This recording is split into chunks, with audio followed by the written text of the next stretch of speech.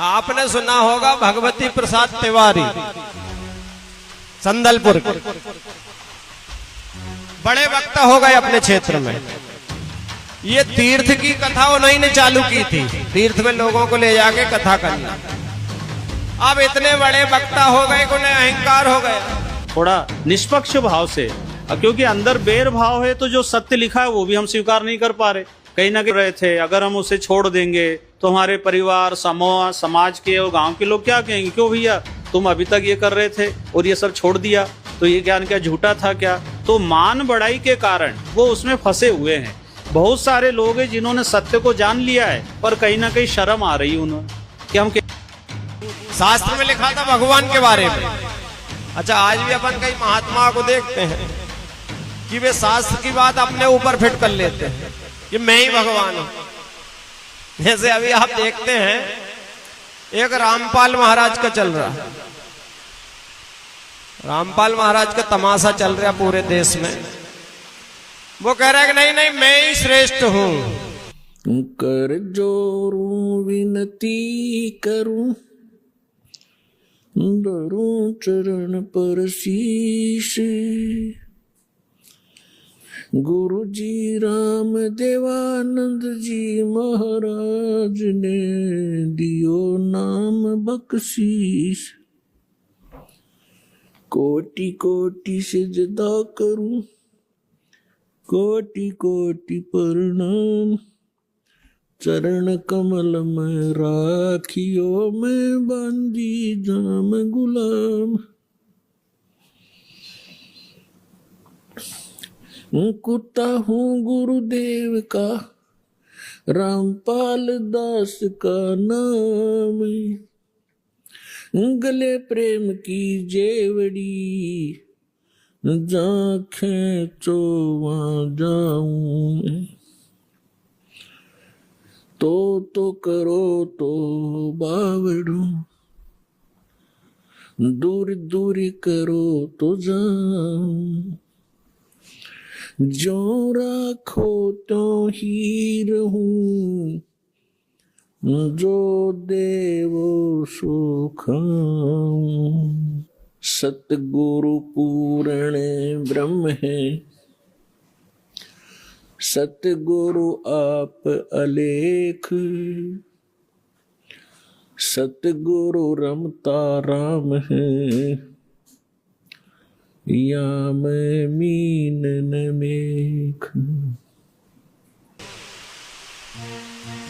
लोग पागल हो गए। कई जगह अपन जाते हैं अनुष्ठान में तो रामपाल जी के भक्त मिल जाते हैं। अच्छा, मैं ये पाखंडियों से डरता नहीं हूं, मैं बड़े खुल से कहीं भी बोल सकता हूं, क्योंकि मेरी इतनी बड़ी दुकान है ही नहीं कोई बंद करे, वो तो बंद सी है।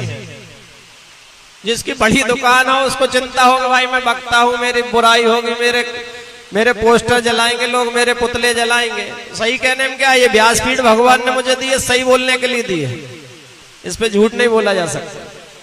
अब कई जगह जाते हैं भैया शिव अभिषेक कर लो, शंकर जी की पूजा कर लो, भगवान की कथा करा लो। बोले पंडित जी हम तो रामपाल में हो गए। अब रामपाल में हो गए तो उन्होंने भगवान की फोटो मूर्ति जितनी घर में थी वो सब विदा कर दी। से ऊर्ध्व मूलम अधः शाखम, ऊपर को जड़ वाला, नीचे को तीनों गुण रूपी शाखा वाला, उल्टा लटका हुआ संसार रूपी वृक्ष है। अब इसमें क्या है, ऊपर को जड़ता पूर्ण परमात्मा, नीचे को तीनों गुण रूपी संसार रूपी वृक्ष की शाखा है। तो क्या कोई शाखा को काट देगा बुद्धिमान व्यक्ति? पेड़ की शाखा को कोई काटने की कहेगा कि इसको तो फेंक दो काट के, फिर लटका के करेंगे बाकी काम। परमात्मा कहा करते कि जैसे कोई हमने भक्ति रूपी पौधा बीजना है और हम नर्सरी से कोई पौधा लाए, कैसे बीजेंगे उसको? गड्ढा खोदेंगे और उस गड्ढे में उसको जड़ों की तरफ से दबाकर मिट्टी में, फिर उस जड़ों की मूल की सिंचाई करेंगे। तो मूल की यानी जड़ की पूजा करेंगे हम, तो वो पौधा पेड़ बनेगा, उसकी टहनियां बड़ी बड़ी हो जाएंगी, तीनों गुण रूपी शाखा। तो उन शाखाओं का फल लगेगा और फल के लिए हम सारा प्रोसेस अपना कर रहे हैं। फल प्राप्ति के लिए हम कर रहे हैं तो वो हमने तोड़ने नहीं होते, हमने ऐसे करना है अपनी way of worship according to the spiritual, शास्त्रों के अनुसार करना। देखना, ये समझ लो हम एक पौधा लाए तो ये है बुद्धिमता। जड़ों को गमले में यानी मिट्टी में डाला, दबा दिया और पूजा शुरू कर दी। सिंचाई, ये जड़ कबीर परमात्मा है इस संसार रूपी वृक्ष की। अब ये हमने जड़ों को पूजना है, इन ब्रह्मा विष्णु महेश की पूजा नहीं कर। हम क्या कर रहे हैं, ऐसे कर रहे हैं। ये बता बालका वाला काम कर रखे हमने, हंसी नहीं आवे। हम ऐसी पूजा कर रहे हैं, उल्टा काम कर दिया हमने। ब्रह्मा विष्णु महेश को हम इष्ट रूप में पूज रहे हैं, गमले में ला दिए ब्रह्मा विष्णु महेश और ये पूजा कर रहे हैं। तो कोई क्या कहेगा, समझदार व्यक्ति ने घर सीधा कर ले इसने, और वो लड़े, हट जा दूर, खबरदार तूने क्या कर दिया। अब देखो जड़ छोड़ दी हमने, अब जड़ ऊपर रहेगी तो पौधा, भक्ति रूपी पौधा सूख गया। ये यूजलेस है, ये शास्त्र विधि को त्याग कर शास्त्र विरुद्ध साधना है, ये उल्टा लट बीजा हुआ भक्ति रूपी पौधा। और हमने ऐसे करने को कहा तो इसमें इसकी पूजा करेंगे भगवान कबीर साहब की, फिर हमारे शास्त्र अनुकूल कर्म बनेंगे। शास्त्र अनुकूल संस्कार होने से ये फल ब्रह्मा विष्णु महेश ने देना हमारे को, क्योंकि यहाँ के ये प्रधान है, इबिन का फल लगेंगे। अब इसका प्रमाण देते हैं। अपने आत्मा परमात्मा ये कहा करते, तुम साधना ठीक करो और फिर अब आपको लाभ होगा पूरा। अब तुम साधना कर रहे हो उनकी जो आपको कुछ दे ही नहीं सकते। अब जैसे आप किसी फैक्ट्री मालिक की नौकरी कर रहे हो तो नौकरी उसकी कर रहे हो, आपकी हाजिरी लगकर तनख्वाह बनकर कैशियर के पास आती है, अकाउंटेंट के पास आती है। अब तनख्वाह तो देंगे अकाउंटेंट और वो कैशियर, लेकिन वो देंगे आपका वर्क डन, और वो भी उस मालिक की मजदूरी करोगे। तो यदि उस आप लागे अकाउंटेंट और कैशियर की जूते साफ कर, उसकी प्लेट धोना, वह नौकरी दी छोड़ आपने, वो खाक देंगे आपको, लोग भाज्य चोर चाह बिना प्याओ टाइम पे। तो इसी प्रकार हमने पूजा तो करनी है, मजदूरी तो करनी, इष्ट रूप में तो पूजना परमपिता को, कबीर साहब को, और फिर उससे बनेंगे हमारे शास्त्र अनुकूल जितने भी शुभ संस्कार फिर देंगे। यही यहाँ पर जब तक आप यहाँ रहोगे तो यहाँ के ये प्रधान है, इन्होंने हमारा वर्क डन देना है। जैसा कर्म करेगा फल देगा भगवान, इनका ये आखिरी विधान था। तो ये भगवान तो वर्क डन ही दे सकते, इसमें ऐड नहीं कर सकते। और फैक्ट्री मालिक बनवाने के रखे दे दे तोहफे में, यानी परमात्मा हमारे मालिक हैं, मालिक तो कुछ भी दे सकता है। अब और थोड़ा सा दिखाते हैं क्योंकि कंसेप्ट इससे जुड़ा हुआ है। इसी गीता के अध्याय नंबर 3 के, ये श्रीमद् भगवद गीता अध्याय नंबर 3 के आपको दिखाते हैं श्लोक 10 से लेकर 15। ये देखिएगा, श्रीमद् भगवद गीता अध्याय नंबर 3 के और श्लोक नंबर 10। प्रजापति ब्रह्मा ने कल्प के आदि में यज्ञ सहित प्रजाओं को रचकर कहा था, तुम लोग इस यज्ञ के द्वारा, यज्ञ माने धार्मिक अनुष्ठान, शास्त्र अनुकूल वृद्धि को प्राप्त हो। यह यज्ञ तुम लोगों को इच्छित भोग प्रदान करने वाली हो। 11वें में कहा है, यज्ञ के द्वारा देवताओं को उन्नत करो और वो देवता तुम लोगों को उन्नत करें। इस प्रकार निस्वार्थ भाव से एक दूसरे को उन्नत करते हुए तुम लोग कल्याण को प्राप्त हो जाओगे।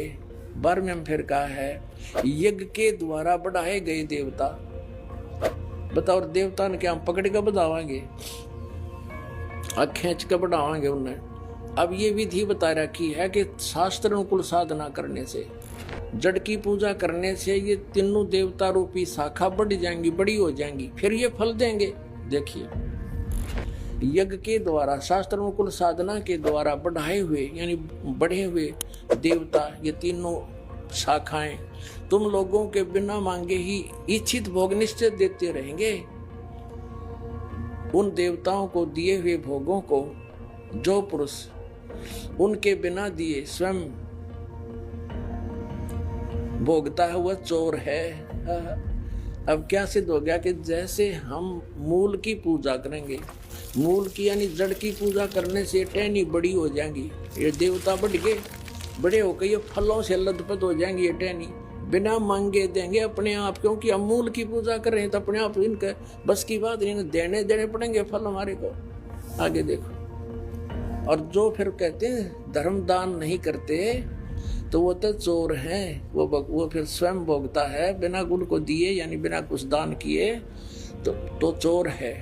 13वें में कहा है, यज्ञ से बचे हुए अन्न को खाने वाले श्रेष्ठ पुरुष सब पापों से मुक्त हो जाते हैं, और जो पापी लोग अपने शरीर पोषण के लिए ही अन्न पकाते हैं वे तो पाप ही खाते हैं। इसका कहने का भाव ये है। और पुण्यात्माओं, यहाँ पर इस सतलोक आश्रम बरवाला जिला हिसार हरियाणा में पूरे विश्व में एक ये स्थान है जहाँ शास्त्र अनुकूल साधना होती है।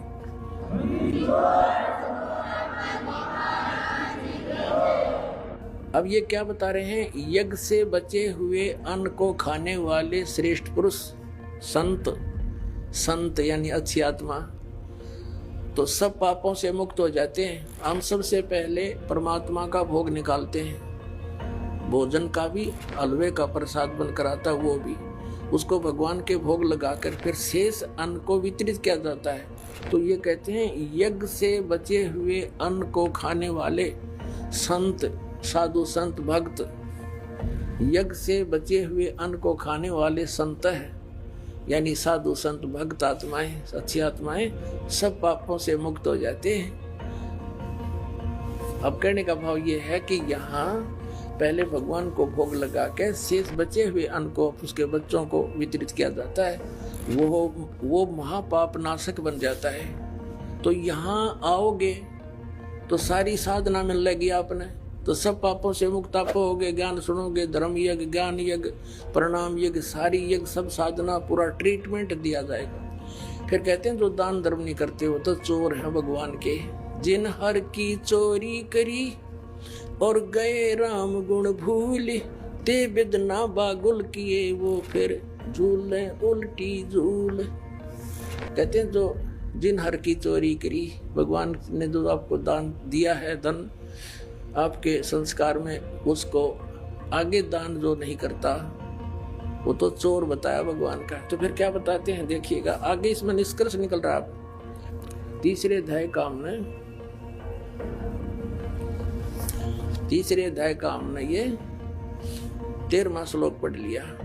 यज्ञ से बचे हुए अन्न को खाने वाले श्रेष्ठ संत माने आप अच्छी आत्माएं पाप से मुक्त, सब पापों से मुक्त हो जाते हैं। और जो पापी लोग अपना केवल कमाया और खाया वहीं तक सीमित हैं वो तो पाप को खाते हैं। अब 14 और 15 में एक निर्णायक ज्ञान दे दिया। पहले इनका अनुवाद पढ़ाएंगे इंजीनियरों का, फिर समझ में आएगा। संपूर्ण प्राणी अन्न से उत्पन्न होते हैं। अन्न की उत्पत्ति वृष्टि से होती है, वृष्टि यज्ञ से होती है, और यज्ञ शास्त्र, इसका अर्थ है शास्त्र अनुकूल कर्मों से जो होता है वो विहित कर्मों से उत्पन्न होने वाले हैं, यज्ञ यानी धार्मिक अनुष्ठान। और कर्म समुदाय को तो ब्रह्मो उद्भवम, इन्होंने ब्रह्म का अर्थ वेद कर दिया है। कोई बात हुई, ब्रह्म का अर्थ वेद कर दिया। ये लिखना था कि देखो हम यहाँ पर आए इस काल के लोक में तो हमने कर्म करके ही मिलेगा, ना कति नहीं मिले। तो कहते हैं ये कर्म लगाए ब्रह्म ने बनाया विधान यहाँ का, और ब्रह्म की उत्पत्ति हुई परम अक्षर ब्रह्म से, उस परमात्मा से, सच्चिदानंद घन ब्रह्म से। इसका अर्थ तो ये है, लेकिन इन अज्ञानियों ने कुछ ज्ञान तो था नहीं, सारे उल्टे अडंगे अड़ा दिए।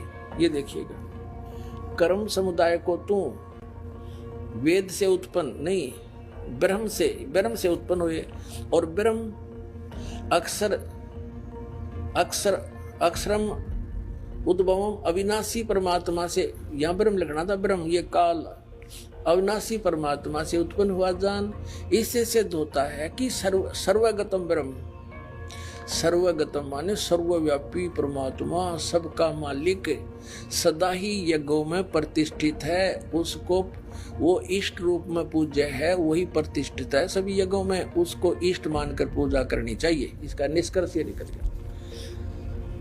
अब हम उस परमात्मा को इष्ट मानकर पूजा करेंगे तो हमारी शास्त्र अनुकूल साधना होगी।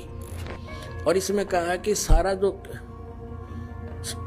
शास्त्र अनुकूल साधना करने से हमारे शुभ संस्कार बनेंगे। ये भक्ति रूपी पौधा बड़ा होगा, ब्रह्मा विष्णु महेश के पास हमारे संस्कार जाएंगे और ये बिना मांगे आपको देंगे, आपको बिना मांगे देंगे। जैसे फल लदपद हो गए टहनिया गए, आप भी खाओ, रिश्तेदार भी ले जाओ और पड़ोसी भी तोड़ ले जाओ तो भी समाप्त ना हो। तो इतना इस प्रकार हमारा ये पूरा भक्ति क्रम पूरा होता है। तो हम आपको सबसे पहले परमात्मा ने कहा है कि तीनों देवा इन कमल दलों में बसे, ये ब्रह्मा विष्णु महेश, और प्रथम इनकी वंदना और फिर सतगुरु उपदेश। तो हम इनकी पूजा नहीं कर रहे, हम किसी का किराया दे रहे हैं। जैसे हम टैक्स भर रहे हैं बिजली का, हम बिल भर रहे हैं इसका टेलीफोन का, वो पूजा थोड़ी कर रहे हैं। वो तो हम उनको दे रहे हैं, तो हमें हमारी सुविधाएं जारी रखेंगे, नहीं देंगे तो कनेक्शन काट देंगे। तो हम शास्त्र अनुकूल साधना कंप्लीट कोर्स ना करके अपनी अपनी डफली पीट रहे हैं। जिस कारण से हम परमात्मा से मिलने वाली साधना से वंचित होकर के हम नास्तिक होते जा रहे थे। अब परमात्मा ने दया करी आपके ऊपर है और इस दास के ऊपर। इस दास को बनाया वो तत्वदर्शी संत, और जो ज्ञान परमात्मा 600 वर्ष पहले छुपा के थे खजाना, इस दास को चाबी दे दी। अब दास ने खोल दिया उसके बच्चों के सामने। अब खाओ और खर्चो, चलो सतलोक। अच्छा, भक्त हुए तो हुए, एक बहुत बड़े पंडित जी भी रामपाल में हो गए। आपने सुना होगा भगवती प्रसाद तिवारी, संदलपुर के बड़े वक्ता हो गए अपने क्षेत्र में। ये तीर्थ की कथा उन्हीं ने चालू की थी, तीर्थ में लोगों को ले जाके कथा करना। अब इतने बड़े वक्ता हो गए कि उन्हें अहंकार हो गया, और अहंकार हुआ तो जैसे नारद जी ये सील निधि के चक्कर में पड़ गए, वैसे ही वे वक्ता जो भगवती प्रसाद तिवारी जी थे वे रामपाल के चक्कर में पड़ गए।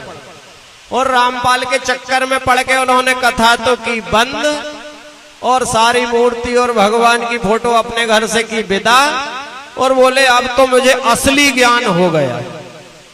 तो कलयुग में जो पाखंडी हैं,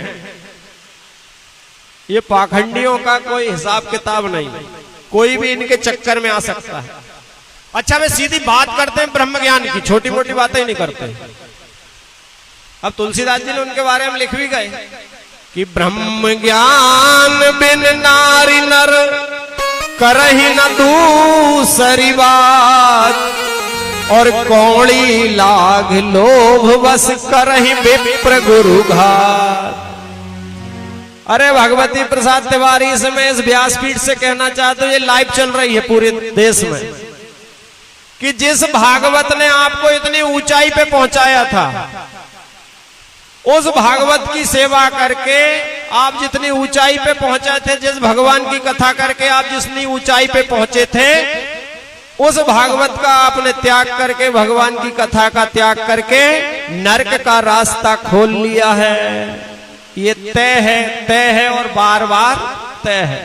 त्याग नहीं, व्रत नहीं, कोई बाहर जाना नहीं, कोई पहाड़ चढ़ना नहीं, कोई तपस्या करना नहीं। भाई नाम भक्ति के द्वारा आपके अंदर वो गुण आ जाते हैं। भाई अब हमको लगता है कि तो हमारे धर्म का विरोध कर रहे हैं। अफवाहों में आकर के मूल ज्ञान सत्य को छोड़ करके, और जो परंपराएं थी, कुरीतियां थी, जो देखा देखी पाखंड आडंबर धर्म के नाम पे जो चल रहा था, गुरुजी ने उस पर रोक लगा दी। हाँ जी, दास ये निवेदन करेगा, और इसमें कोई ऐसे अपनी मान बढ़ाई या हार जीत की बात नहीं। हमारे गुरुजी सभी को आदर देते हैं और कहते हैं कि आप अपना जीवन तो संभालो, और अपने शास्त्रों को खोल के थोड़ा निष्पक्ष भाव से, क्योंकि अंदर बैर भाव है तो जो सत्य लिखा है वो भी हम स्वीकार नहीं कर पा रहे।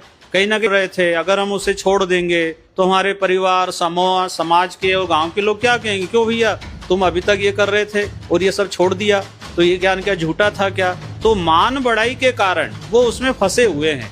बहुत सारे लोग हैं जिन्होंने सत्य को जान लिया है, पर कहीं ना कहीं शर्म आ रही है उन्हें कि हम दर्शकों, सेवाथ स्टोरी में स्वागत है। एक बार हम आपका स्वागत करते हैं। हमारे साथ जुड़ चुके हैं भगवती प्रसाद तिवारी जी। उनसे ही जानते हैं, ये पहली मुलाकात है, उनसे ही जानते हैं कि संत रामपाल जी महाराज जी के बारे में हमने बहुत सुना है और उनके काफ़ी वीडियो भी देखे हैं। आज उन्हीं के साथ रूबरू हो रहे हैं। दर्शकों, आपको बताना चाहेंगे कि संत रामपाल जी महाराज जी जो है वैसे तो विवादों में हमेशा रहते हैं, लेकिन उनके फॉलोअर्स भी बहुत ज़्यादा होते जा रहे हैं। कहीं ना कहीं कोई तो बात है जो संत रामपाल जी महाराज जी ऐसे बताते हैं, जिसके द्वारा सुनने के बाद जुड़ जाते हैं। चलिए बहरहाल उन्हीं से जानते हैं। नमस्कार जी। नमस्कार जी। सर, एक बात जहन में आती है कि आज हमसे जुड़े हैं जो दर्शक देखते हैं, आपको देख रहे हैं, वैसे तो हमने भी देखा, बहुत करीबी से देखा है कि आपकी कथाएं भी सुनी।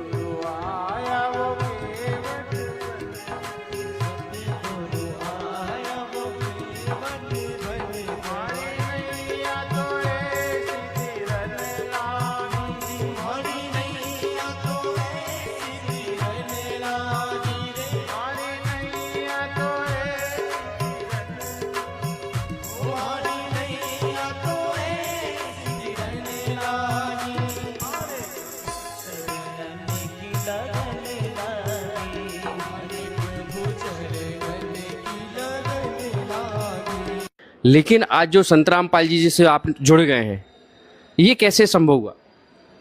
भाई, दास के मन में ये विचार आता था कि मानव जीवन दुर्लभ है और मोक्ष प्राप्ति के लिए मिला है और देवता इसके लिए तरस रहे हैं।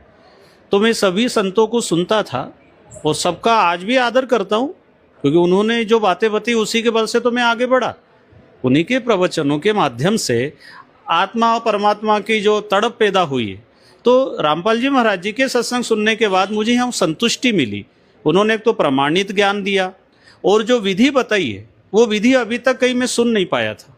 तो इसलिए मैंने इनको स्वीकार किया है कि इनका ज्ञान वेद शास्त्र से प्रमाणित है और आत्म कल्याण मोक्ष प्राप्ति के लिए सहज सरल विधि इनके पास है। कोई त्याग नहीं, व्रत नहीं, कोई बाहर जाना नहीं, कोई पहाड़ चढ़ना नहीं, कोई तपस्या करना नहीं। भाई, नाम भक्ति के द्वारा आपके अंदर वो गुण आ जाते हैं। वही हमारे गुरुजी बताते हैं, नाम लिया तिन जान लिया सकल शास्त्र का भेद और बिना नाम नरक गया पढ़ पढ़ चारों वेद। तो वो जो सच्चाई उन्होंने बताई, इसलिए मैंने उनको स्वीकार किया। क्या संत रामपाल जी महाराज जी खुल के दिखाते हैं गीता भागवत उसमें कि ये श्राद्ध निकालना, पितृ पूजना, ये काफ़ी लोगों में एक जहन, ये काफ़ी गंभीर मुद्दा बना हुआ है। तो वाकई में क्या गीता रामायण पुराणों में ऐसा लिखा है कि इनको ऐसे करने से मोक्ष की प्राप्ति नहीं है? बात यह है कि ये सब करना गुरुजी ने मना नहीं किया है। वो ये कहना चाह रहे हैं, अगर मोक्ष पाते हो तो मोक्ष में ये बाधा बन जाएगी। श्रीमद् भगवद गीता में 9 अध्याय के 25 नंबर श्लोक में ये लिखा हुआ है कि भाई, देवताओं को पूजने वाले देवताओं को प्राप्त होंगे, पितरों को पूजने वाले पितरों को प्राप्त होंगे, भूतों को पूजने वाले भूतों को प्राप्त होंगे, मेरा पूजन करने वाले मुझको प्राप्त होंगे। तो हमारे गुरुजी ये कहना चाह रहे हैं कि आप अगर ये पूजा करते हो, पिंडदान, तर्पण, श्राद्ध, तो इसका फल मिलेगा, आपको मोक्ष की प्राप्ति नहीं होगी, क्योंकि ये स्वर्ग तक की व्यवस्था है और स्वर्ग में देवता लोग भी दुखी होते हैं। भाई, रामचरितमानस में श्री राम जी उत्तरकांड में कह रहे हैं कि यह तन कर फल विषय न भाई, स्वर्गौ स्वल्प अंत दुखदाई। ये स्वर्ग का सुख भी थोड़ा है और अंत में दुख देने वाला है, इसलिए मोक्ष पाना अति आवश्यक है। इसलिए हमारे गुरुजी जो ज्ञान दे रहे हैं वो मोक्ष प्राप्ति में सहायक है, इसलिए उसे सुनना और स्वीकार किया दास। तो क्या दर्शकों को हम कह सकते हैं कि एक बार जो शास्त्र में प्रमाण दिया है या संत रामपाल जी बताते हैं, उनको खोलने की जरूरत है? हाँ जी, दास ये निवेदन करेगा और इसमें कोई ऐसे अपनी मान बढ़ाई या हार जीत की बात नहीं। हमारे गुरुजी सभी को आदर देते हैं और कहते हैं कि आप अपना जीवन तो संभालो और अपने शास्त्रों को खोल के थोड़ा निष्पक्ष भाव से, क्योंकि अंदर बैर भाव है तो जो सत्य लिखा है वो भी हम स्वीकार नहीं कर पा रहे।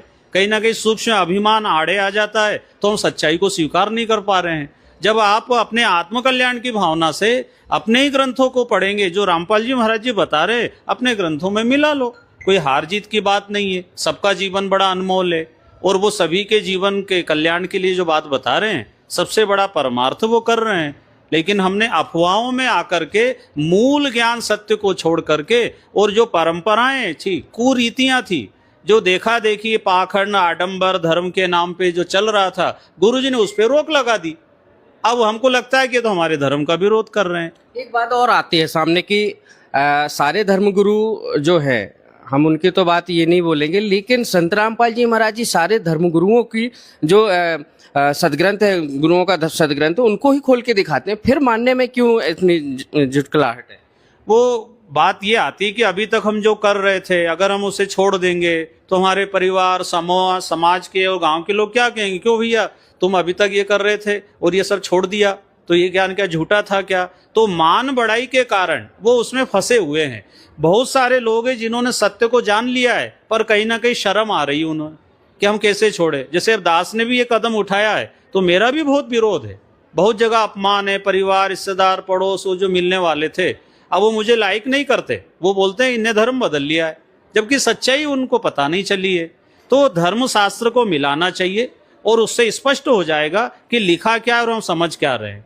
क्योंकि हमारे गुरुजी बताते हैं सहज कंचन का त्यागना, सहज त्रिया का नेह और मान बढ़ाई ईर्षा दुर्लभ तजना। ये आदमी मान बढ़ाई और ईर्षा के कारण अपने उस सत्य को स्वीकार नहीं कर पा रहे हैं। अगर थोड़ा सा ये अपने आत्मा कल्याण के लिए अगर विचार करेंगे तो अपने धर्म शास्त्रों में वो सारी बातें मिलेगी जो रामपाल जी महाराज जी बता रहे हैं। तो आज जो पीढ़ी है जो अभी कहना चाहिए एक संत रामपाल जी महाराज जी से हमने ये भी देखा है कि नाम दीक्षा लेने के बाद नशे से भी दूर हो रही है, क्या ये सही है? हाँ जी, दास ने अनुभव किया है, जो संपर्क में आए हैं और उनको दास ने निवेदन किया कि भाई आपको ये बुरी आदतें हैं जो नहीं छोड़ पा रहे हो, तो रामपाल जी महाराज जी जो मंत्र देते हैं वो मंत्र में इतना पावर है।